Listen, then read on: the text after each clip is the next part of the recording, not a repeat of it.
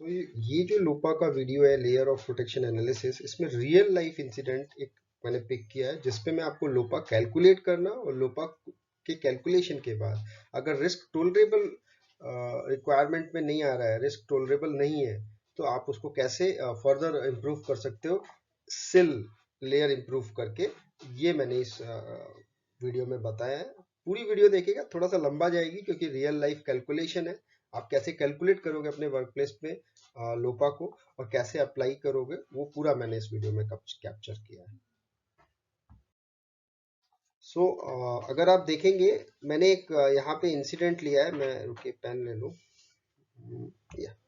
ये मैंने एक इंसिडेंट लिया है जो कि सेंट लुइस यूएसए में 1969 में हुआ था। ये एक बैच रिएक्टर है। एक रिएक्टर होता है बैच रिएक्टर, मतलब जिसमें आप थोड़ा सा मटेरियल डालें, उसके अंदर कुछ रिएक्शन हो, उसको प्रोडक्ट बनने के बाद निकाल लें। वो प्रोसेस कंटिन्यूअस नहीं होता, उसको बैच रिएक्टर बोलते हैं। तो इसमें क्या है कि सेंट जो लुइस एमओ यूएसए में एक्सीडेंट हुआ था, वो ये बैच रिएक्टर था जिसमें फीड थी जो वो अनकंट्रोल्ड हो गई थी। फीड कंट्रोल नहीं कर पाए थे, फीड मिसमैनेज हो गई थी, जिसकी वजह से रनअवे रिएक्शन हुआ था। मतलब इसमें रिएक्शन हुआ और जो टेम्परेचर है वो अनकंट्रोल्ड हो गया, और अनकंट्रोल्ड होने के बाद ये जो रिएक्टर है वो रप्चर हुआ। ये अगर आप देखेंगे, ये जो रिएक्टर है वो रप्चर हो गया। तो इसके ऊपर ये एक रियल लाइफ इंसिडेंट है जिसके ऊपर हम ये एनालिसिस करेंगे। स्टेप्स हैं जो लेयर ऑफ प्रोटेक्शन एनालिसिस के, उसको अप्लाई करेंगे और हम देखेंगे कि कैसे हम ये जो फ्रीक्वेंसी है, रिस्क फ्रीक्वेंसी है, उसको कैसे कैलकुलेट करेंगे। अगर आप देखेंगे, रिस्क फ्रीक्वेंसी कैलकुलेट करने के लिए हमें इनिशिएटिंग इवेंट होना हमारे हाथ में बहुत ज़रूरी है कि सबसे पहला कौन से इवेंट में ने इनिशिएट किया फेलर को। उसके बाद ही हम frequency of run away reaction निकाल पाएंगे कि कितने साल पे जाएगी। तो ये आपको ध्यान रखने की ज़रूरत है कि फ्रीक्वेंसी अगर आपको रन अवे रिएक्शन की निकालनी है, टोलरेबल है कि नहीं है, या कितनी जा रही है, उसके लिए आपको इनिशिएटिंग इवेंट की फ्रीक्वेंसी ज़रूर पता होना चाहिए कि इनिशिएटिंग इवेंट कितनी बार हो सकता है। फिर उससे मल्टीप्लाई करते हैं probability of failure on demand. जो ये लेयर्स हैं, इस इवेंट में जो ये लेयर्स हैं वो कैसे रिस्पॉन्ड करेंगी। सबसे पहली लेयर ये जो व्हाइट कलर की दिख रही है, पर्पल सेकेंड लेयर है, third, fourth, green fifth, yellow sixth. उसके बाद आपका प्लान इमरजेंसी रिस्पॉन्स 7 और 8th कम्युनिटी रिस्पॉन्स होता है। हालांकि लोपा में उसको क्रेडिट नहीं दिया जाता। रीजन क्या है कि हम चाहते नहीं कि कोई भी जो एक्सीडेंट है वो कम्युनिटी तक पहुंचे। अगर कम्युनिटी तक पहुंच रहा है, इसका मतलब है पूरा डैमेज हो चुका है, इसलिए लोपा में उसको कंसीडर हम नहीं कर रहे हैं यहाँ पे, और लोपा उसको क्रेडिट भी नहीं देता है। मतलब उस लेयर को एज अ प्रोटेक्शन लेयर नहीं माना जाता है। ठीक है, तो हमने क्या अभी तक समझा। हम एक बैच रिएक्टर है जिसमें सेंट लुइस में एक रप्चर हुआ था। इस बैच रिएक्टर में रप्चर हुआ था, क्यों हुआ था? अनकंट्रोल्ड रिएक्शन की वजह से, रनअवे रिएक्शन की वजह से, जिसे एक्सोथर्मिक रिएक्शन भी आप लोग बोलते हैं, उस रिएक्शन की वजह से। क्योंकि उसके अंदर जो फीड आ रही थी, उस बैच रिएक्टर में जो फीड आ रही थी वो अनकंट्रोल्ड हो गई थी। अब जब ये अनकंट्रोल्ड हुई तो उसमें टेम्परेचर बढ़ा, सडन प्रेशर राइज हुआ, और रप्चर डिस्क और रिलीफ वॉल्व प्रॉपरली वर्क नहीं किए। उसके बाद वो वेजल फट गया। तो वहां पे आपको इस इंसिडेंट के ऊपर हम अभी ये लोपा का पूरा एनालिसिस करेंगे। अगर आप देखेंगे, मैंने यहाँ पे एक एनालिसिस कर रखा है, लेकिन ये कैसे आया है, ईच लेयर का कैसे पीएफडी हमने कैलकुलेट किया है, क्यों हम कहीं 1 ले रहे हैं, कहीं 0.1 ले रहे हैं, उसके ऊपर बात करेंगे। सिंपल सी बात है, एक बैच है, रिएक्टर है, जिसमें फीड मैनेज नहीं हुई, जिसकी वजह से रिएक्शन अनकंट्रोल हुआ, मतलब एक्सोथर्मिक रिएक्शन हुआ, जिसकी वजह से यहां से वेजल फट गया और वो मटेरियल एटमॉस्फेयर में आ गया। ये हमारा इवेंट है जिसके ऊपर हम लोपा एनालिसिस करेंगे। तो ये फर्स्ट, इसमें मैं यहीं पे खत्म कर रहा हूँ। नेक्स्ट मैं अभी इसका कैलकुलेशन स्टार्ट करने जा रहा हूँ। चलिए अभी चालू करते हैं। तो सबसे पहला स्टेप लोपा में क्या है कि सीवियरिटी आप के बेस पे आप रिस्क को टोलरेबल है कि नहीं, वो कंसीडर करेंगे।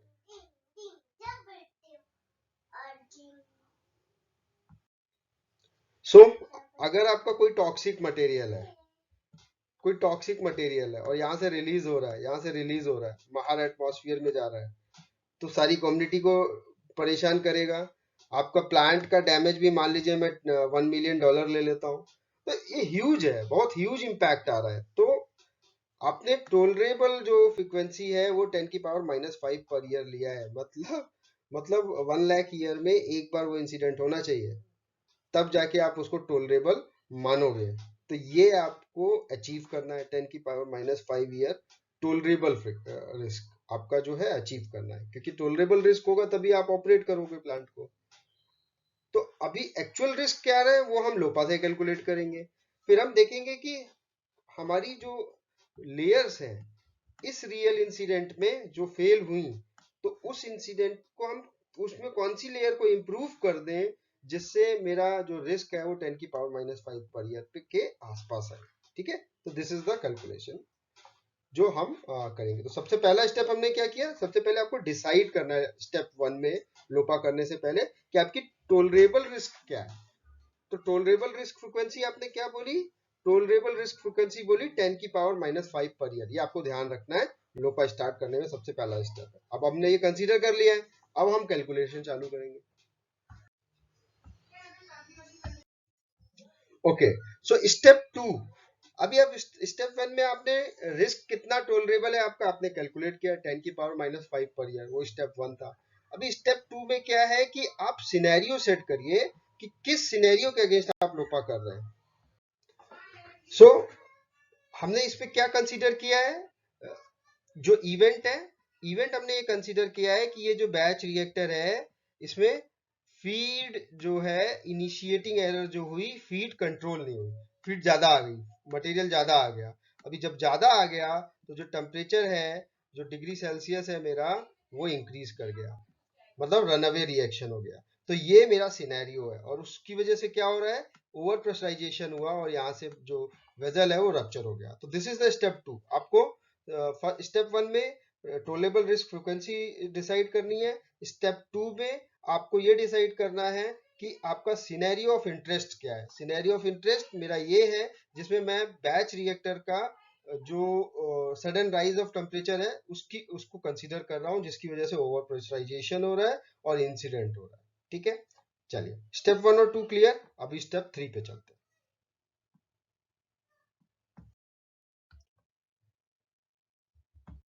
सो step 3, don't forget we have to consider, we have to calculate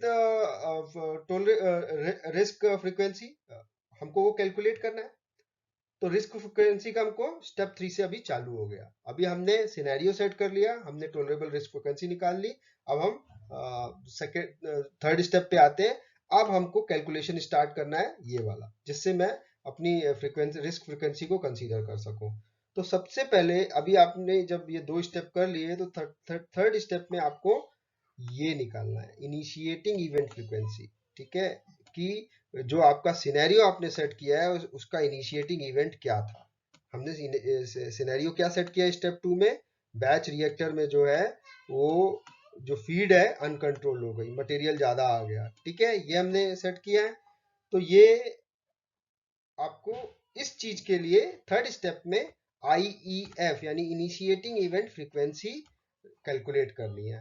तो इसको कैसे कैसे कैसे कैलकुलेट करेंगे, अभी मैं कैलकुलेट करता हूं। देखिए इसको हम कंसीडर करते हैं कि 80 बैचेस पर ईयर हम करेंगे। आप पॉज करके स्टेटमेंट्स जो लिखे हैं उसको पढ़ भी सकते हैं कि इसमें क्या लिखा हुआ है, फिर भी मैं इसको डिटेल में बता देता हूँ। मैंने कंसीडर किया है कि मैं एक साल में 80 बैच इस तरह के बनाऊंगा। 80 बैच किस चीज के, कि 80 बार इसमें मटेरियल डालूंगा, 80 टाइम्स इसमें मटेरियल डालूंगा और रिएक्शन होगा अंदर और मैं अपने प्रोडक्ट को बाहर निकाल लूंगा। तो ये मेरा 80 टाइम्स प्रोसेस ऑपरेट हो रहा है, 80 टाइम बैच प्रोसेस ऑपरेट हो रहा है। अभी 80 टाइम्स ऑपरेट होने के बाद मेरा नंबर्स आ गया कि 80 टाइम्स मैं ऑपरेट करूंगा।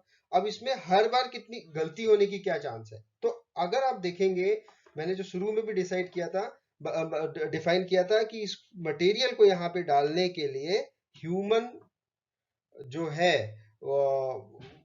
इस बैच प्रोसेस पे थोड़ी सी ये जो फीड है यहाँ पे उसको कुछ रिपेयर करनी थी। तो यहाँ पे जब रिपेयर करनी थी तो उनको फीड को कट करना था, ह्यूमन एरर हुई वो फीड कट नहीं हुई, वो फीड इसमें आती रही, यही गलती हुई है। तो यहाँ पे 0.01 अपॉर्चुनिटी लूंगा मैं, ये ध्यान रखिएगा कि मेरी एरर की अपॉर्चुनिटी कितनी है, 0.01, क्योंकि ह्यूमन पे डिपेंड करता हूं मैं। तो 0.01 जब मेरी एरर की अपॉर्चुनिटी आई तो मेरा आईईएफ कैलकुलेट हो जाएगा। आईईएफ क्या होता है, कितनी बार वो प्रोसेस हो रहा है, 80, एरर की अपॉर्चुनिटी क्या है 0.01, दोनों को मल्टीप्लाई कर दीजिए, 80 इंटू मल्टीप्लाई 0.01 यानी 0.8 पर ईयर मेरा कैलकुलेशन आ गया। यानी मैंने सबसे पहले आईईएफ कैलकुलेट कर लिया कि इनिशिएटिंग इवेंट फ्रीक्वेंसी जो है वो 0.8 पर ईयर होगी, और लोपा में ऑर्डर ऑफ मैग्नीट्यूड, मतलब इसको राउंड ऑफ करेंगे तो 1 पर ईयर, जो कि बहुत ज्यादा है। 1 पर ईयर मेरी इनिशिएटिंग इवेंट फ्रीक्वेंसी जो है वो हो रही है। क्योंकि क्यों आ रहा है आपको, अगर आपसे कोई पूछता है तो बोलिए कि ह्यूमन पे डिपेंड था ना ये एक्शन, इसलिए initiating event frequency 1 per year I है। ठीक है, अभी आपकी ये जितनी भी लेयर्स होती है लोपा पे, जैसा मैंने पहले शुरू की वीडियोस में भी बताया है, जितनी भी ये 7-8 लेयर्स बताई हैं, आपको ध्यान रखना है इन सभी लेयर को एक साल में एक बार से ज्यादा चैलेंज नहीं मिलना चाहिए। अगर एक साल में एक बार से ज्यादा चैलेंज मिल रहा है, इसका मतलब है कि आपका इंसिडेंट जो है तो उसकी रिस्क फ्रिक्वेंसी बहुत ज्यादा बढ़ जाएगी। तो यहाँ पे आपका 1 पर ईयर आ रहा है इनिशिएटिंग इवेंट फ्रिक्वेंसी। ठीक है, तो आप ये ध्यान रखिए कि ये ह्यूमन एरर की वजह से आ रहा है। ठीक है, तो ये आपका आईईएफ कितना कैलकुलेट हुआ, 1 पर ईयर। ओके, तो फॉर्मूले का हमने पहला चीज निकाल लिया, आईईएफ निकाल लिया। अब हमें पीएफडी निकालनी है, तो पीएफडी एक एक करके मैं निकालूंगा, क्योंकि कितनी बार निकलेगी पीएफडी, एक आपसे कोई क्वेश्चन, आप पॉज करिए वीडियो, सोचिए कि पीएफडी कितनी बार निकलेगी। सिंपल सी बात है, पीएफडी हर इंडिपेंडेंट लेयर के ऊपर हम कैलकुलेट करेंगे, मतलब प्रोसेस डिजाइन पे भी करेंगे, बेसिक कंट्रोल्स पे भी करेंगे, क्रिटिकल कंट्रोल पे भी करेंगे, मतलब इस पे भी करेंगे, इस पे भी करेंगे, इस पे भी करेंगे, मतलब जितनी ये लेयर्स हैं सब पे पीएफडी निकलेगी।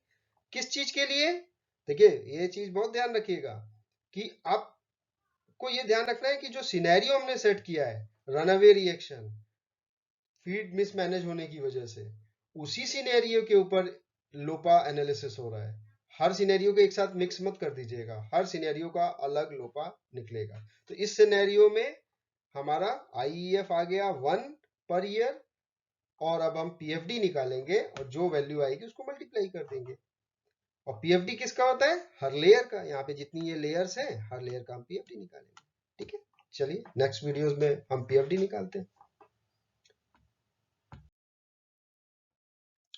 आ जाइए, हमने स्टेप 1 में रिस्क टोलरेबल फ्रीक्वेंसी निकाल लिया कि हमें 10⁻⁻5 पर ईयर चाहिए इंसिडेंट की फ्रीक्वेंसी।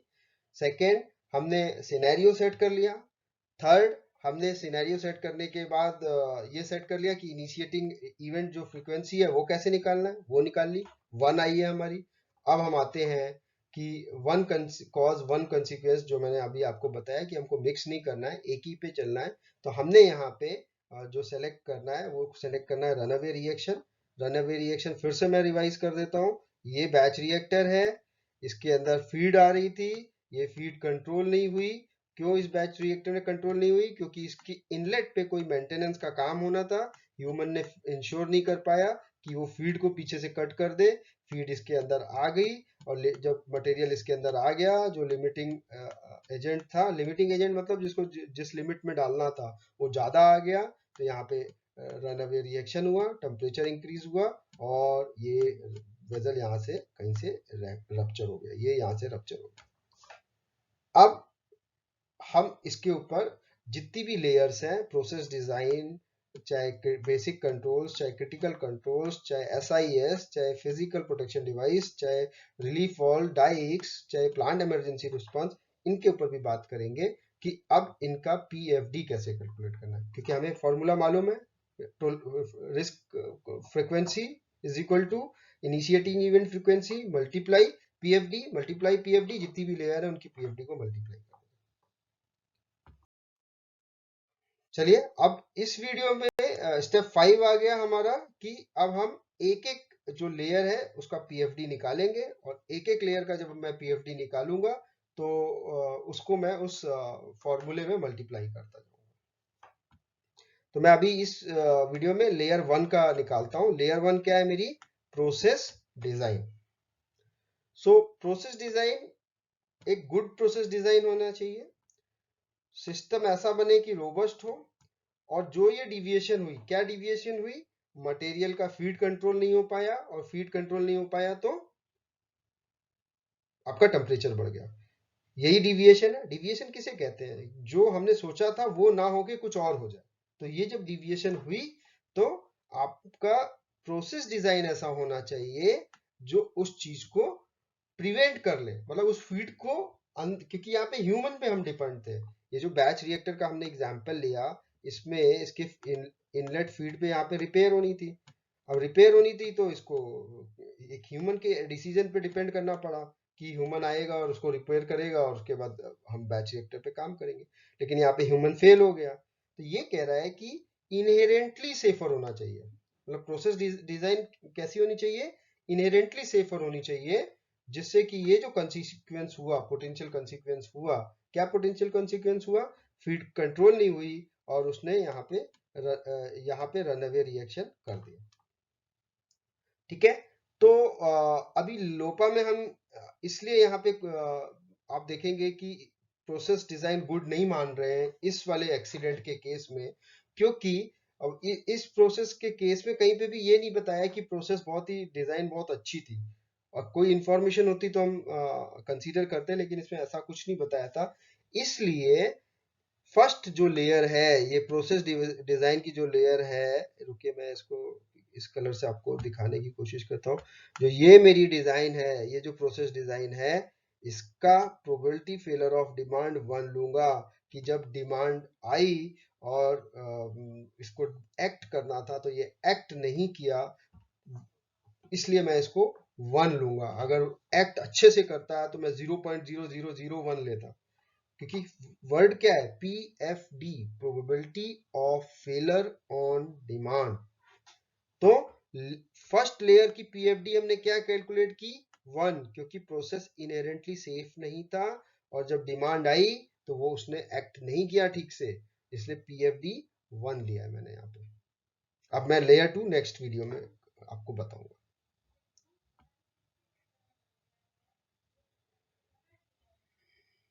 सो जो ये लेयर 2 है, इसमें अगर आप देखेंगे कि basic control, process alarm, operator supervision, ये 3 चीजें ली हुई है लेयर 2 में। तो अगर आप देखेंगे कि लेयर 2 कौन सी है मेरी? ये वाली है। अगर लोपा के इस ग्राफ में, इस चार्ट में देखेंगे, ड्राइंग जो बनी हुई है इसमें, ये है लेयर 2। तो इसका मतलब क्या है?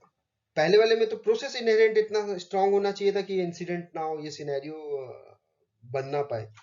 दूसरे स्टेप में क्या हो रहा है कि जो बेसिक कंट्रोल है, प्रोसेस के अलार्म्स हैं, ऑपरेटर का सुपरविजन है, वो रिलायबल होना चाहिए। क्या होना चाहिए? रिलायबल, मतलब सुपरवाइजर, जो प्रोसेस सुपरवाइजर है, बहुत ही नॉलेजेबल होना चाहिए। उसको प्रोसेस की पूरी अलार्म्स को पता होना चाहिए कि कौन सा अलार्म आएगा तो क्या करना है, और जो कंट्रोल सिस्टम है वो फंक्शन होने चाहिए। तो ये जो पीएफडी है, एक्सेप्टेबल जो वैल्यू है इस पीएफडी की 0.1 है, जैसा कि प्रोसेस डिजाइन की भी थी। ठीक है। लेकिन अगर आप देखेंगे कि यहाँ पे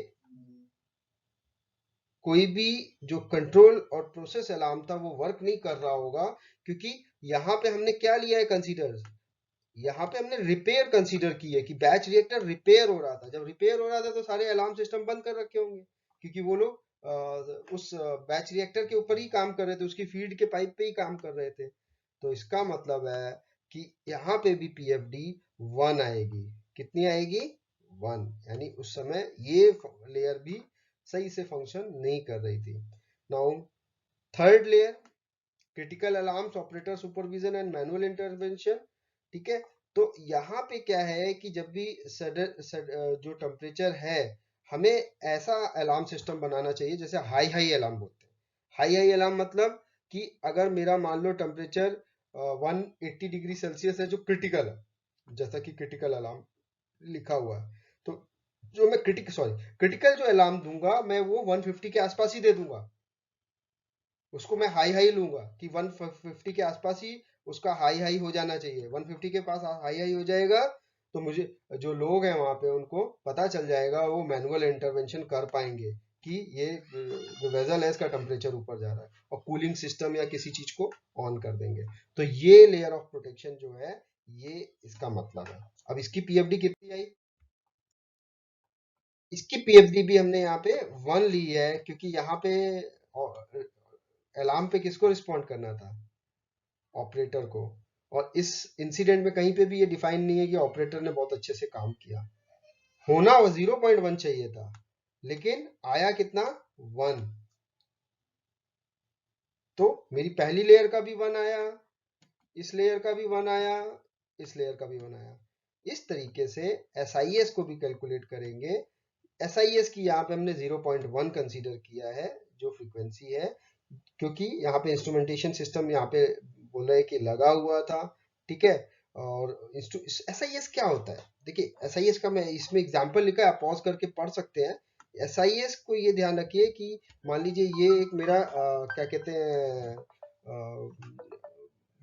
बैच रिएक्टर है। अगर इसमें टेम्परेचर राइज कर रहा है, इसमें टेम्परेचर राइज कर रहा है, तो आपका कोई कूलिंग जैकेट अपने आप वर्क करना चाहिए, इंस्ट्रूमेंट बेस्ड होना चाहिए, मैनुअल बेस्ड नहीं होना चाहिए, जो इस टेम्परेचर को नीचे लेके आ जाए। तो ये डिवाइस अगर लगी है तो आपका पीएफडी 0.1 आएगा, जो मैनुअल इंटरवेंशन के बिना काम कर रही है। तो हमने यहाँ पे भी 0.1 लिया है, क्योंकि इस केस में हम ये देख रहे हैं कि जो क्वेंच वाटर सिस्टम था वो वहां पे अवेलेबल था। फिजिकल प्रोटेक्शन रिलीफ डिवाइस, ये है मेरा लेयर 5। ये रिलीफ डिवाइस, इसको वर्क करना चाहिए। सॉरी, ये ग्रीन ही है तो ये दिख नहीं रहा होगा आपको। ये रहा लेयर 5। अब इसका पीएफडी कैलकुलेट करिए।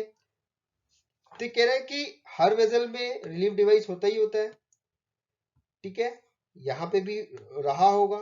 ये लास्ट लाइन ऑफ डिफेंस लेकिन होता है, क्योंकि आपका प्रोसेस का टेम्परेचर बढ़ चुका है, अभी उसको रिलीफ वॉल से निकलना है। मान लीजिए टॉक्सिक मटेरियल है, रिलीफ वॉल से निकलेगा तो वो तो आपके आगे एटमॉस्फेयर में चला गया, तो उसके लिए आपको कुछ करना पड़ेगा। वहां पे आपको एक इंडिपेंडेंट लेयर देनी पड़ेगी, तभी आपका जो पीएफडी है वो डाउन आएगा, मतलब 1 से कम आएगा, 0.1 0.2 इस तरह आएगा। ठीक है। तो यहाँ पे जो इंसिडेंट है, ये जो इंसिडेंट है, ये जो बैच रिएक्टर था, यहाँ पे रैप्चर डिस्क लगी हुई थी। ठीक है, यहाँ रिलीफ वॉल लगा हुआ है। ठीक है।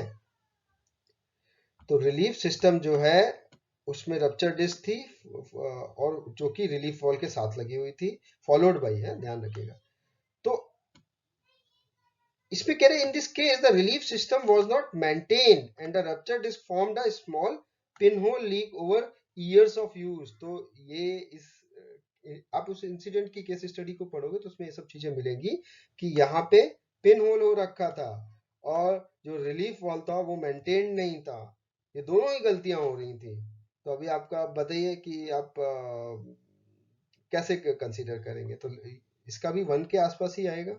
अगर ये मेंटेन्ड होती, रिलीफ वॉल मेंटेन्ड होता, रप्चर डिस्क में पिन होल नहीं होता, तो आपका ये 0.01 के आसपास आती। तो यानी ये जो लेयर है इसका 0.01 0.01 आना चाहिए था, लेकिन आया कितना?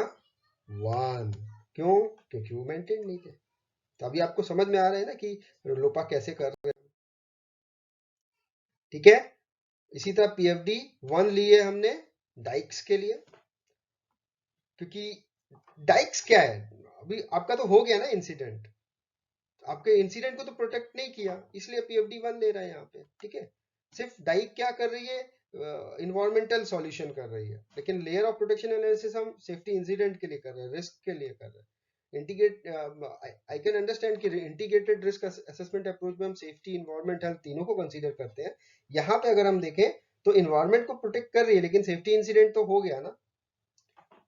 इसी तरह से प्लांट इमरजेंसी रिस्पॉन्स, जैसे कि इस केस में भी क्या हुआ था, कोई फैटलिटी नहीं हुई थी, 4 लोगों को रेस्क्यू कर लिया गया था, ये जो मैंने आपको बैच रिएक्टर का रप्चर बताया, लेकिन इंसिडेंट इसमें भी हो गया। तो यहाँ पे भी आप क्या लोगे? 1। यहाँ पे भी क्या आएगी? पीएफडी 1। अब देख लीजिए, कम्युनिटी इमरजेंसी रिस्पॉन्स लोपा में कोई क्रेडिट नहीं दिया जाता। अगर आपको लगता है कि ये लेयर यहाँ मेंशन नहीं है, ये यहाँ कहीं आएगी लेयर कि कम्युनिटी यहाँ पे रिस्पॉन्ड कर रही है, तो इस लेयर की पीएफडी भी 1 ही कैलकुलेट होगी। 1 कैलकुलेट होने का मतलब ये है कि आप का इंसिडेंट तो हो चुका है। चलिए आप कैलकुलेशन कर लेते हैं। Calculate the mitigated frequency. तो इंटीग्रेटेड जो फ्रीक्वेंसी थी टोलरेबल रिस्क हमने कितना निकाला था, 10⁻⁵। इनिशिएटिंग इवेंट फ्रीक्वेंसी कितनी आई थी हमारी, 1। पीएफडी देखिए सारे आए 1 1 1, एक जगह 0.1 आया था एसआईएस में हमारा, तो 0.01 लिखा हुआ है। बाकी सबका 1 आया था। जब इन सबको मल्टीप्लाई किया तो वैल्यू क्या आई, 0.1 पर ईयर। जब इसको हम और मैथमेटिकली सॉल्व करेंगे तो क्या आएगा, 10 पर ईयर, 1 इंसिडेंट पर 10 ईयर। जबकि टोलरेबल क्या है, 1 पर 1 लाख ईयर। तो ये तो अनएक्सेप्टेबल है। अब जब ये अनएक्सेप्टेबल है तो हमको अपनी एसआईएल इंप्रूव करनी पड़ेगी। जो इंडिपेंडेंट जो लेयर है ना सॉरी, वो लेयर को इंप्रूव करना पड़ेगा। तो कैसे करेंगे अभी देख लीजिए। The system could be operated only when the automated feed system is functional. मतलब जो फीड मैनुअल एरर हुई थी वो मैनुअल एरर ना होके वहां पे ऑटोमेटेड सिस्टम होता, कि जब तक वो ऑटोमेटेड सिस्टम ऑन नहीं होगा फीड आगे नहीं आएगी। तो वो 1 जो एरर आई थी हमारी ह्यूमन एरर की वजह से, वो 0.1 हो जाएगी। ठीक है, तो क्यों, क्योंकि इनिशिएटिंग इवेंट फ्रीक्वेंसी जो है वो जो वैल्यू 1 आई है वो 0.1 से मल्टीप्लाई होके 0.1 हो जाएगी। सेकेंड, जो एसआईएस था, ये जो 0.1 आया है, ये कह रहा है कि इसमें एक क्वेंच सिस्टम और जोड़ देते, अपग्रेड कर देते, मतलब उस क्वेंच सिस्टम को और अपग्रेड कर देते जिससे कि वो पीएफडी को 0.1 की जगह 0.01 कर देता। तो इस लेयर पे हमने एक इंप्रूवमेंट किया है एसआईएस वाली लेयर पे, और एक हमने इनिशिएटिंग इवेंट फ्रीक्वेंसी पे इंप्रूवमेंट किया है, मैनुअल से ऑटोमेशन कर दिया है। और third, properly tested and maintained and with a pressure gauge monitoring the interstitial space between the rupture disk and relief wall to detect leaks। ये एक सिस्टम लगा देते हैं। मतलब जो ये वेजल था ना, आप ध्यान देंगे कि इस वेजल में यहाँ पे जो रप्चर डिस्क थी उसमें पिन होल था और रिलीफ वॉल लगा हुआ था यहाँ पे रिलीफ वॉल लगा हुआ था। अब ये जो स्पेस है इसके अंदर प्रेशर बढ़ रहा था, तो यहाँ पे कह रहे हैं कि एक प्रेशर गेज लगा दीजिए, यहाँ पे एक प्रेशर गेज लगा दीजिए। ये प्रेशर गेज आपको बता देगा कि इस इंटरस्टिशियल स्पेस का क्या प्रेशर जा रहा है, जिससे आप एक्शन ले पाओ। इससे क्या होगा, इस लेयर की जो पीएफडी है वो 0.01 पे आ जाएगी। जब ये 0.01 पे आ जाएगी तो जो ये 1 आया है ये 0.01 हो जाएगा, ये 0.01 हो जाएगा। तो आप मल्टीप्लाई कर लीजिए, ये 1 की जगह 0.1 हुआ है, ये 0.1 की जगह 0.01 हो गया है। ठीक है, ये भी 1 की जगह 0.01 हो गया है। जब इन सबको मल्टीप्लाई करेंगे तो ये आपका देखिए रिस्क 10⁻⁵ पर ईयर आ गया, यानी एक बार एक साल में, और आपका रिस्क टोलरेबल है। तो this is complete Lopa calculation method. और जिसमें आपका अगर टोलरेबल नहीं आ रहा था, यहाँ पे टोलरेबल नहीं आ रहा था, तो मैंने कैसे ये 3 सिस्टम इंप्लीमेंट करके, ये जो 3 सिस्टम है, ये 3, पहला मैंने क्या किया, मैनुअल से ऑटोमेशन कर दिया फीड का, फीड जो आ रही है रिएक्टर में। दूसरा मैंने एक जो इंटीग्रिटी लेवल जो सिल है, सिल की वैल्यू को इंक्रीज कर दिया, जिससे कि अपग्रेड हो गया मेरा सिस्टम क्वेंचिंग का। उससे मेरा जो पीएफडी है वो एसआईएस की 0.01 हो गई। और थर्ड इंप्रूवमेंट मैंने किया कि इंटरस्टिशियल स्पेस में यहाँ पे प्रेशर गेज लगा दिया। इस एक्सीडेंट को अब जो है मैंने एक साल में, सॉरी हाँ, 10 ईयर्स में एक बार होने की जगह 1 लाख ईयर में एक बार कर दिया। तो this is complete layer of production analysis. I hope मैंने आपको कोशिश किया बताने की। प्लीज अभी इसको ग्राफिकल फॉर्म में आप देखेंगे, मतलब फ्लो चार्ट के फॉर्म में, तो ये यहाँ पे शो किया हुआ है। आप इसको पॉज करके रीड कर सकते हैं। आपके कुछ क्वेश्चंस हो तो कमेंट सेक्शंस में दीजिए, हम लोपा पे और डिस्कशन करेंगे। लोपा करिए, बहुत अच्छी semi quantitative risk assessment technique है जिससे आप अपने वर्क प्लेस को सेव कर सकते हैं। Thank you.